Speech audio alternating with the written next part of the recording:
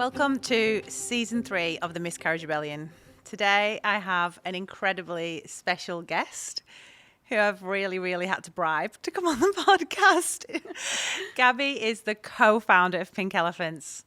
Gabby, you will have heard the story of us starting Pink Elephants over a coffee a decade ago. And actually serendipitously, and I can't say that word, but this week we realised it's actually 10 years since I reached out to you and asked for that first coffee when I was struggling with my second loss and was toying around with the idea of starting something. So it feels really timely to sit down today together and have this conversation and talk about the early days of Pink Elephants, our vision, what we wanted to create, the peer support that you offered me that I didn't know it was peer support at the time because we didn't even have that language, and just the beginnings and what we hope for. And yeah, if we'll start there. So I don't know, you want to kind of introduce yourself a little bit to the listeners and talk about who you are and how you got involved with Pink Elephants? Well, I'm Gabby, and Sam and I met 10 years ago, which I knew that this year was 10 years, but yeah, I didn't realise it was this week. It's just incredible. So I had gone through a few years of IVF, and had my two beautiful boys. After all of that, I did have one miscarriage in between, but was very blessed to have my two boys. Well, I actually have an older boy as well, but he wasn't part of that journey. He was from several years ago. But I had been a member of a couple of online groups that supported me, were a wealth of support for anyone that was, doing IVF and having losses or succeeding with having living children, not succeeding, adopting. There was a wide range of people. So, I felt lucky in that regard that I wasn't completely alone going through what I went through. But the miscarriage, I think, was still very, I don't know if unknown is the right word, but certainly not as widely known or talked about as it is now. But yeah, and then I got a message in my inbox from you, and that was the beginning of everything. I mean, look, I'm the sort of person to help anyone, and particularly, the trying to conceive was a big part of my life. It consumed several years, so I was not shy to talk about it. I wasn't one for hiding the journey, because when you hide it, you can't learn, people don't know, people don't understand. So I was always very open with talking about my journey. So then, to receive a message from you was never a doubt in my mind. Yeah, of course we can meet up. Of course I will be there. Yeah, because I remember I was at that point, I'd had our second loss. So we had Georgie, who was about 2 years old at the time. We'd lost one baby and then back to back lost another baby within 6 month period. And you begin to really question, am I ever going to be a mum again? Have I completely missed the opportunity? What's wrong with me? Am I not a good enough mum in the first place that the university's not letting me have another baby? And just being absolutely in the depths of despair and not knowing anybody else who was going through this at the same time as me.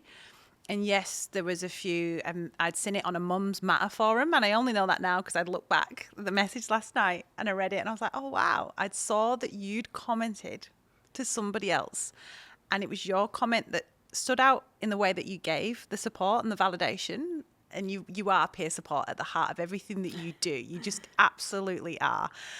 And that stood out for me. And then I noticed that we had a mutual connection. And I was like, okay, you must live in Botany. And then I worked out that actually your son was also at daycare with Georgie. Yes, yeah. My eldest. And I was like, okay, I've got to reach out. And so I reached out. And I remember reaching out and feeling like that was a really big deal, to reach out to someone that you don't know, share something so personal. But that's how desperate I was. There wasn't anybody else that was offering kind of any conversation around this. I'd started to go down some rabbit holes of what was wrong with me. I was being met by health professionals telling me, you've already got a child. There's nothing wrong with you. Just try again. I remember having one ob and gyne appointment who I never went back to again. I remember saying to him, would you ask your wife to just try again without any further investigation at this stage after they'd lost 2 babies? And he couldn't give me a straight answer. And I was like, I'm done listening to this kind of like advice that doesn't feel very fair. And so I remember reaching out to you. Dismissive. Yeah, incredibly dismissive. And then we had that coffee at Botanics, still there now. And I remember about that, like just going back to what you said a couple of minutes ago, you were in a massive state of just doubting of it's never going to happen. I've just had a second loss. It's never going to happen. What is wrong with me? And I mean, it was a big part of that first coffee was, I suppose, me trying to give you a little bit of hope. Yeah, and you did. But not in a way of, just keep trying, but, that the options and the things that you can do and the questions to ask and mostly that you now have someone with you. Yeah, absolutely. Every Someone step of the way. I remember that feeling of having someone who just gets it and not having to explain yourself because you'd been there too and you got it. And that was just magic for me. And I'd been toying around with the idea of creating something to help people. And we started to have that conversation and we both were getting really excited. I don't think either of us really knew exactly what it was going to be at that stage. And I remember some of the messages back and forth. I was looking at them last night and they're like, oh, I've got this idea and I've got this idea. And it was actually really cathartic for me. And I look back now and I now know that that's called translational grieving, that I felt like I needed to do. I felt like I needed to run at something Absolutely. and to fix it, right? Yeah. And I feel like there was a lot of that helped both of us and even you, kind of you in processing what had happened to you as well, right? Definitely. Yeah. And probably it was something I didn't realise I needed, and again, probably not even realising at the time, but wanting to be that person to support someone else or that, to put myself out there as well as, who would have known that again, as you said, that's peer support. Yeah. And we didn't have a label for that at the time either. No, we knew we wanted to connect women, remember? Yeah. And I think, it obviously started so small, as you say. Oh, well, what could we do? I don't know. Could we just have a little support group? Because could we just, where people could get together? And that seemed like a great idea at the time. But I think we both knew that was just nowhere near enough. Yeah, absolutely.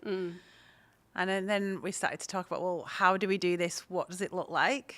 And within 3 months, we'd gone from idea to basically having a company structure set up and registered. Yes. And a constitution. And we didn't even know what a We constitution didn't even know what that was. No, I know. Yeah. But I actually remember how exciting and receiving in the mail.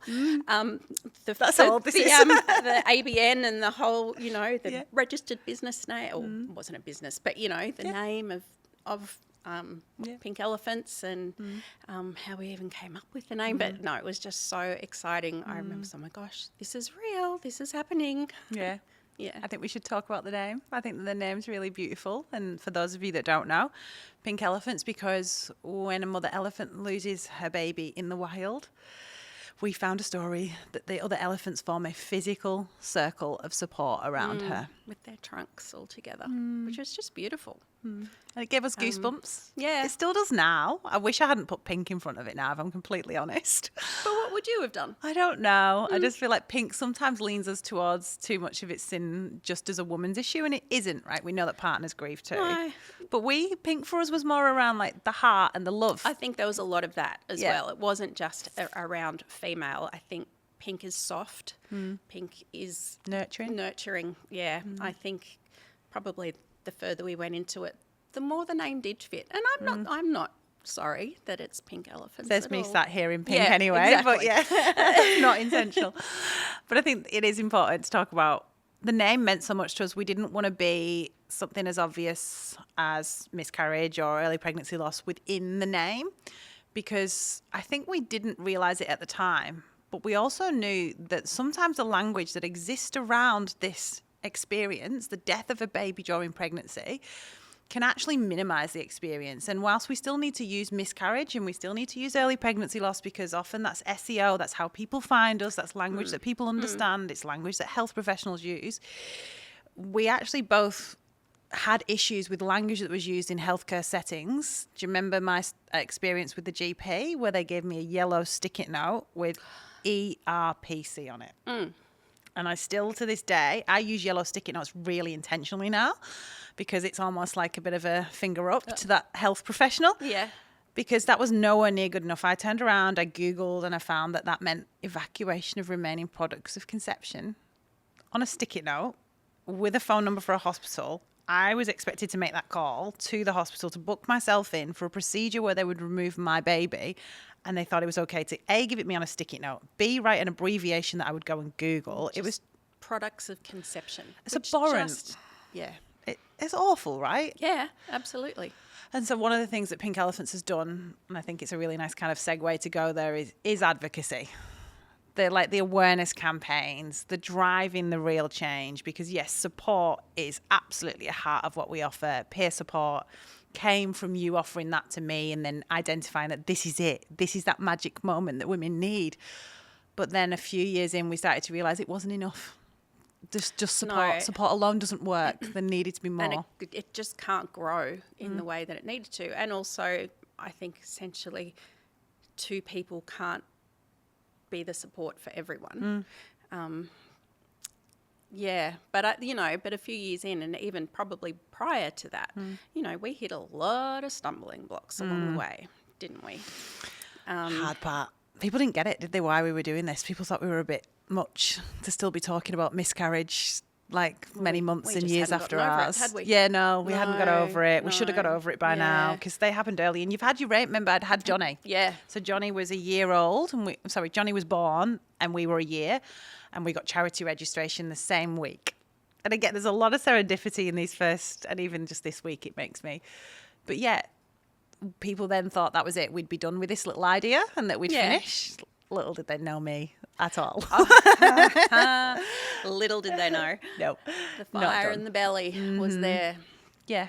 But again, I think it speaks to the fact that we were definitely dismissed. Again, ridiculed is probably not the right word, but the people that we were aiming to get in front of or aiming to, bring awareness to and to validate what we were trying to do, it did almost feel like a little bit like they were kind of, okay, dears, off you go. You'll be right. You'll get over this soon, and Yeah, that's a nice thing. Keep doing it. Keep doing your little thing. Yeah. But again, it's all of that just fuels more. It's like, no, this is wrong. This is not okay. No, you do not get to tell, to turn people away. No. Do you remember that first time we went to Canberra together? Oh, yes. Tell everyone about that. It wasn't the health minister. It was his Advisor. Advisor. And this is a former health minister for whom we won't name. But No. yeah. It was his advisor, and off we trotted to Canberra, and we So had, excited, weren't we? Oh, we were very excited, and we had a very nice PowerPoint presentation. We did, but it was good. It was well thought out, and we put data and statistics and an emotional component in there as well. But he. Okay, sorry, stop. It's all right. He kept talking about male suicide. Remember that one? Sorry, I hadn't remembered. But Sorry, go yeah, on. that's right. And how that was.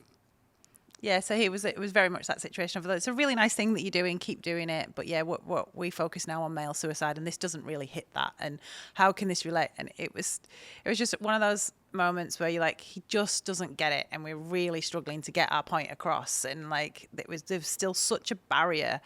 And that would have probably been 2017, 18, I'm going to guess. We'll go back and look. But it was one of those meetings where you just come away and you're just like, how is this so hard? Why don't people see that our baby's died? My grief is real and I deserve so much more, because to us it was so bloody obvious. But I also remember, I'm sure it was that meeting as well, and he said, oh, but we already support stillbirth. Yeah. So basically that box is ticked. And then we were trying to say it's completely different.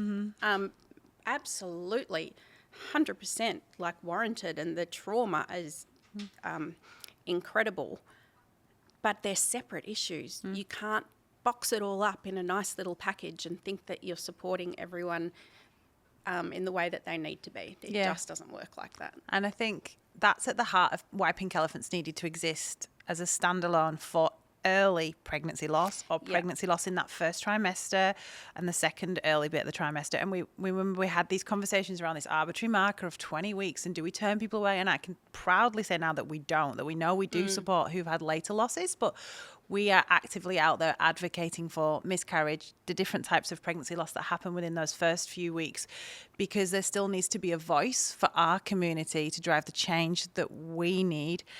And hopefully one day I'd like to think that a loss is a loss and it shouldn't matter. We shouldn't have these arbitrary weeks and go, hey. But at that time, remember that I told you as well that I'd considered going to other organisations, but because they provided later term loss support, I didn't feel worthy in my grief. Yeah. I felt like I couldn't sit in a group of women where my babies had died at 7 to 8 weeks and go, oh, I feel all these things, because society tells you a miscarriage happens early, so therefore move on quickly, you deal with it in private, you're all okay. But actually most people feel the opposite. And because you don't have, even those mid-term, prior to 20 weeks, 16 weeks on, when people still do have to give birth, and that is a whole different ball game perception-wise as well to the grief, the invisible grief and the invisible baby that no one actually saw except for us who saw the beautiful little heartbeats on a screen and little arms and leg buds forming and, that was a baby. Yeah. That was a proper baby. Yeah, from the moment you see a positive line on a test, from the moment you put your heart on the line and go for a round of IVF and you're pregnant until proven office, all these things, you've got a future full of hopes and dreams and you can't help but let your heart go there and fall in love. Of course. And so there is a real grief and a real loss that's associated with that. We've done a lot in this space in terms of challenging some of the narratives. There's still a long way to go. What are some of the moments that you're most proud of watching Pink Elephants in the last decade?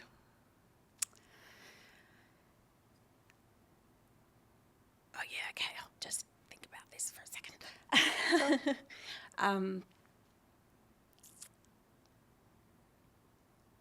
Gosh, there are many moments. Do you know one that I really love is still when we first had our first little event at Capanos in yeah, Botany? yes, and Pink and bubbles. it was so beautiful. And admittedly, it was all our friends and family that were there, but that was a really proud moment of recognition of what we'd created, and it felt real. And to see how much love and support was there for us, I think that was really amazing. Another proud moment. You're really testing me now. Yes, thank you. Well, what about the proud moment at the Telstra Business Women Awards?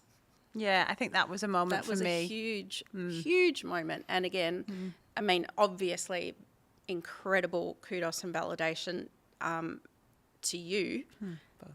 But, But again, that was putting Pink Elephants out there on a stage that we hadn't been on before. Yes. And that was the people in that room who probably had never heard of us. Yep. And it was a huge, that was a massive stepping stone. I think that was a bit for me, because that was 2019, where it felt like it went from beyond our botany, shout out to all of our botany lovely friends and family, that saw us through those early years, that knew this needed to be a thing and supported us in so many ways. And I think that was a tipping point for me when we moved from kind of that local community. And we were already supporting way outside of botany, but it was the botany community almost funding us in many ways. They were supporting us, Yeah. I suppose. Totally, supporting right? us to support others. Yeah, and I think then that changed, right? Yeah. Around that time, we got that award, and then there was the Westpac one straight after. There was an AMP one, and all of a sudden we were getting this corporate sector validation and recognition that, yes, this is a thing, and keep going. Yes. You're going to make a huge difference here. And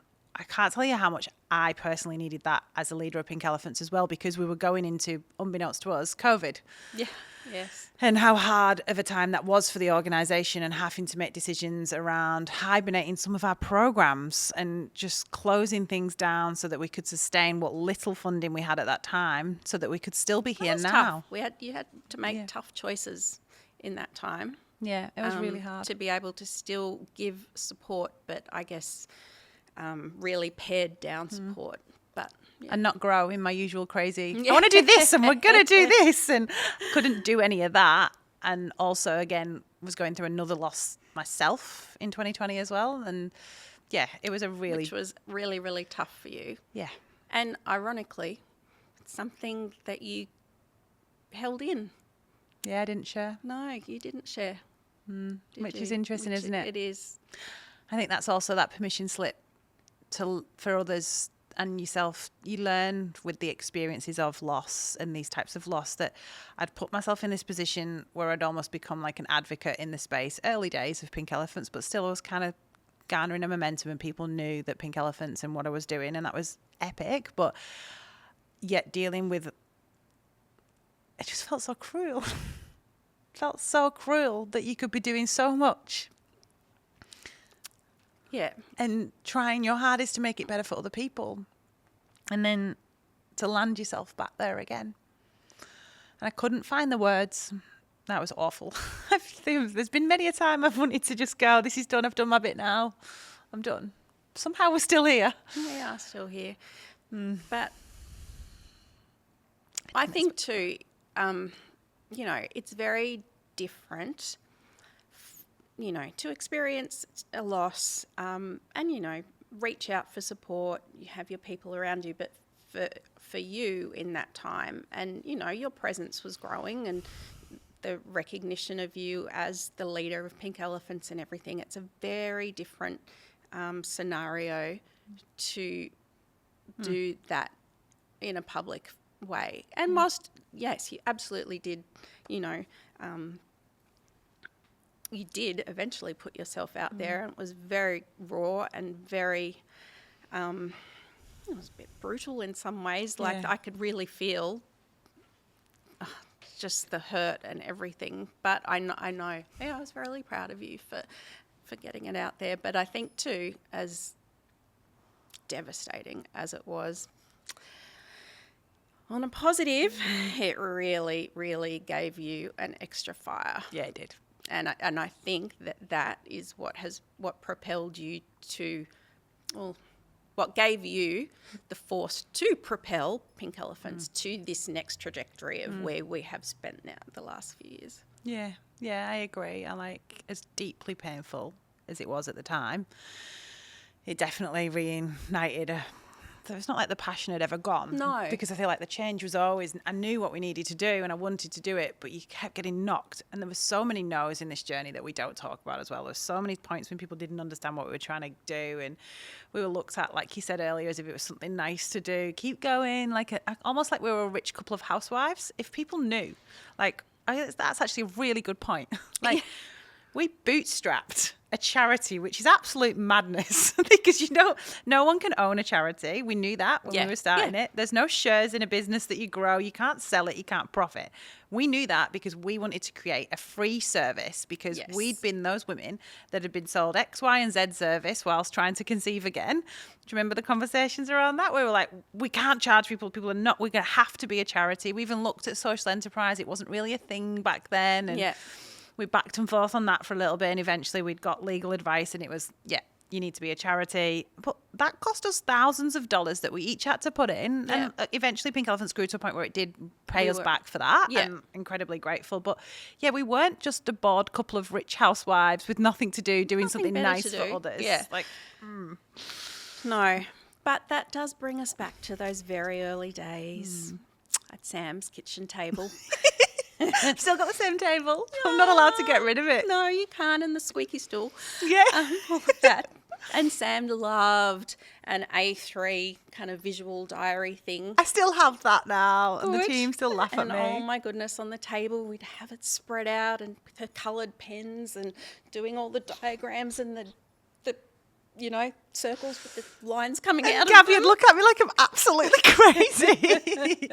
I had this vision, and I still work that way now. And I've not shared this publicly before, but yeah, I'm ADHD, and so that I can spot patterns You really are, well. you? It's a bit obvious. And I draw things. They're terrible. I'm not an artist by any means at all, but I draw what I want to achieve, and I still now have these big white things, and I have to Visuals draw. were actually very helpful. But Yeah. I mean, circles. that is- Remember the circles? Yeah. We're still a circle, right? I know, but They were and good I times. I look back and I love those times. Same. I love those times. They were, so special. And you would take my utter chaos, and I would verbal diarrhea a lot. I still do this now.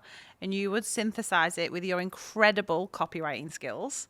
And that's what gifted Pink Elephants those first resources: the sorry for your loss, the emotional well-being, The partner, the partner resource, Yeah. that were the very first telling a telling a friend, supporting a friend, yeah. And we still use that copy now. It still hits and resonates now. There's been slight iterations over the years, but we still use it. And that was us sitting around backwards and forwards and going, well, what do people need to hear? How can we explain this? And I'd say something, and then you'd land it in a really beautiful way. And I think, yeah, you just have an incredible way with words and the way that you write things. You get really nervous doing things like this. And this is where we were the yin and the yang, and it was really good because I couldn't sit still long enough to write longer than 50 words.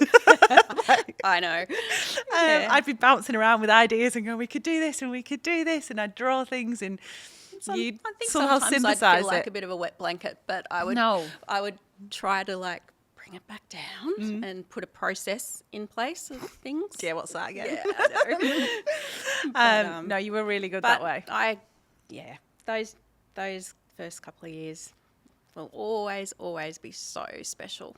Me too. Yeah. And I think another thing that people should hear about is the intentionality that this was never about your experience or my experience.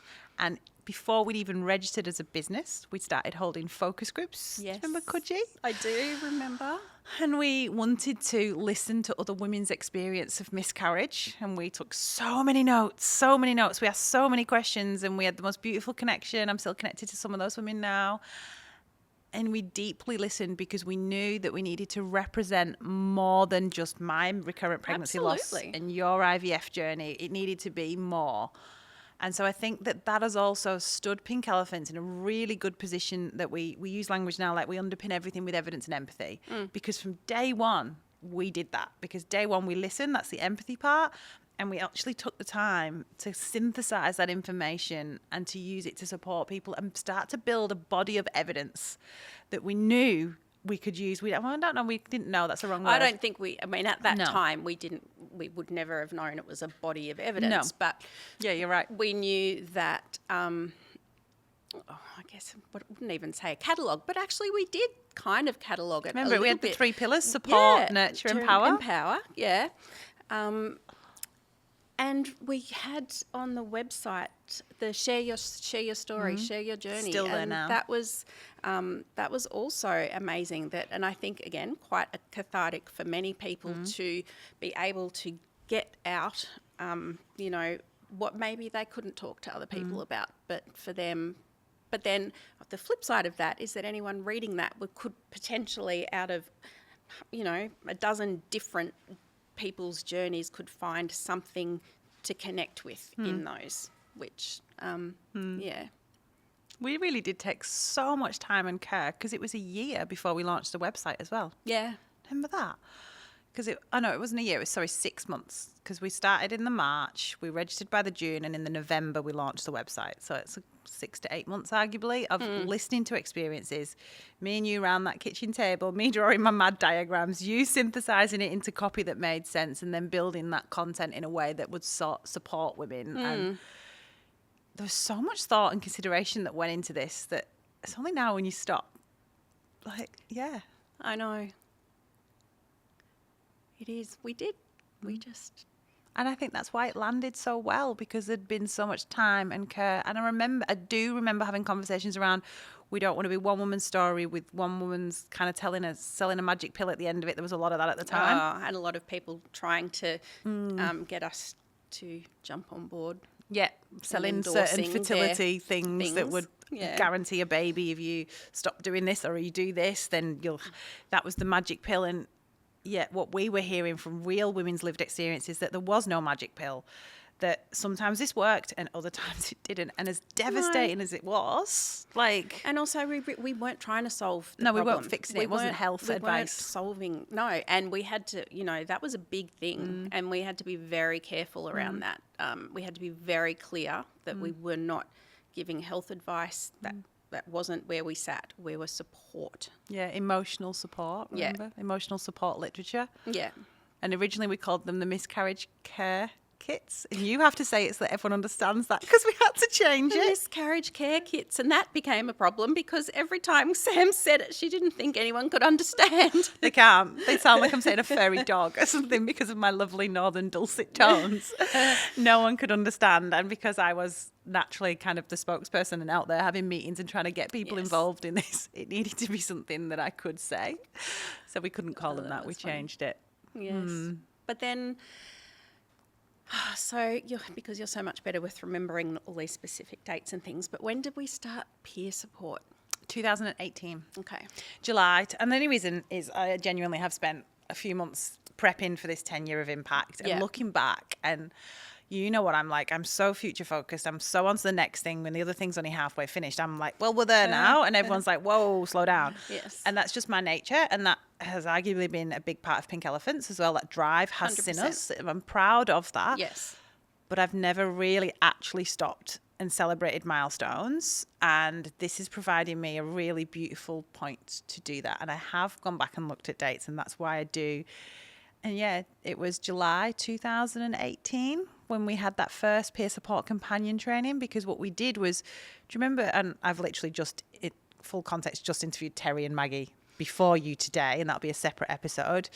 And we spent a year with Terry building that program, asking people's experiences, listening to more stories again, sharing that with Terry. Terry had her own lived experience. She had her own social work background at the time and counselling background, and all of that together. We spent so much time, and Terry created that incredible training program for us. I remember our first meeting with her at Westfield.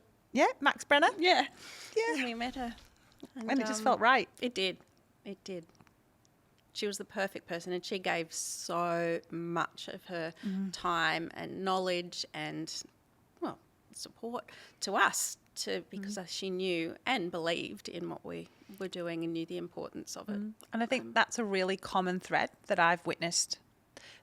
The beauty of the experiences that we go through and the strength of Pink Elephants, it's not Pink Elephant, it's Pink Elephants. It's a collective.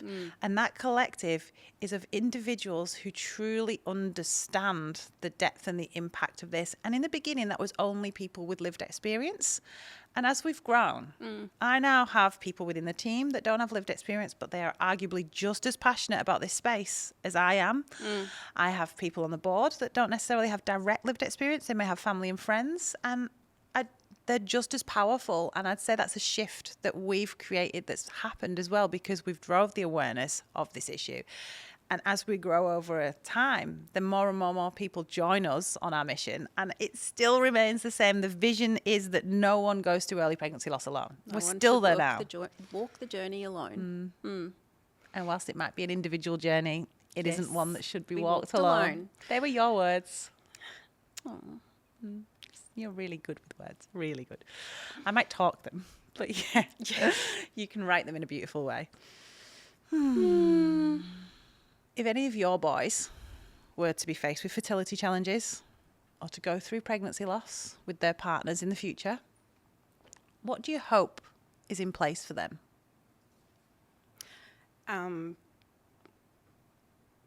Well, I was going to say, well, they're lucky that they know who they can come to.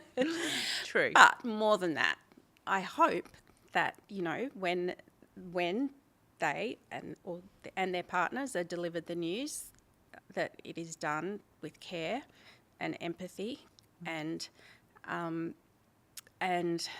that they're given time, that they're not sent straight out of the room and, told to get on with their day. I hope that they are referred. I hope that pink elephants will be, first and foremost, that is it. That is the number one referral pathway. And I hope that, they're given that. They're given the resources, or at least led to where the resources are to get them. I hope when it comes to, if they have to have a D&C or something medically, I hope that that hospitals have evolved to a space where, people are not put in a room with heavily pregnant women or people that have just had babies. Maybe that's just a pipe dream. I don't know. No. It would be lovely to think that there were places, clinics within a hospital setting that just were, well, pink elephants clinics, but even so, whatever, just a place that hospitals recognise that this is very specific and needs its own beautiful way of enveloping the people that are going through it. And, it's and ongoing support as well, that they know where to find ongoing support. And again, and if they are trying to get pregnant again, or they do get pregnant again, that again, it is recognised the trauma that they've been through, and that they have, extra scans, extra support. They're offered counselling. It just you shouldn't. It just be, it's beyond belief that people have to still beg and plead and fight for all of this stuff. But that's what I would hope. I hope for the future that we can continue to do what we're doing, but also that the healthcare system does catch up. It's better. Don't get me wrong. It's a lot better. But I really hope I hope that it grows more. I think you just described systems change there. And that is absolutely something that Pink Elephants uses, the privilege that we get to listen to so many experiences. I'm talking thousands of women each month share their experiences with us. We don't take that lightly. Those experiences are very much heard, considered, and they inform our advocacy, our support, and our awareness campaigns. And that ultimately drives something much bigger than even just one-on-one support. That delivers systems change, right? That will change the future for our children, who chances are will potentially go through this. And yet one day Pink Elephants will be completely synonymous with pregnancy loss. It will just be, that's where you go. We will get there. It's been an absolute pleasure to finally get you to come on the podcast. It only took 3 seasons to hear your take and to share those early days, because they'll always hold a special place in my heart too. And Pink Elephants is what it is now because of what you gave me when I needed it most. And it wouldn't have been that without you. Thank you. Thank you. Meeting you was the day that changed our lives forever. And I'll forever, ever be grateful for that.